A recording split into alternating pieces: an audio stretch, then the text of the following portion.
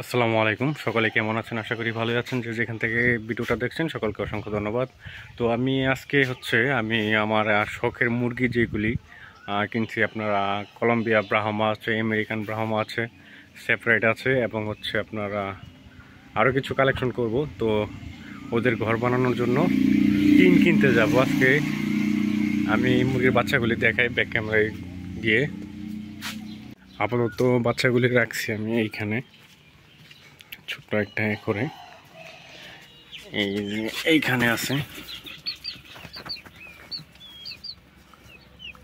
এটা হচ্ছে গোল্ডেন সেপারেটের বাচ্চা। দেখুন, আমি দরজাটা খুলি। এটা হচ্ছে আমেরিকান ব্ল্যাক কোচিং। এর একটু সমস্যা হয়েছিল, তো ওষুধ নিয়েছি, অলরেডি ওষুধ চলতেছে। মশা কামড় দিছে, তো তার জন্য আর কি ফক্স পড়ছে। আর ওই যে হচ্ছে আমেরিকান ব্রাহ্মা আর হচ্ছে কলম্বিয়া ব্রাহ্মা। তো আস্তে আস্তে শুরু করতেছি, একবারে এত বেশি করা যাবে না। এই বাচ্চা থেকে ব্রুড বানাবো ইনশাআল্লাহ। এখন যাব হচ্ছে বাজারে।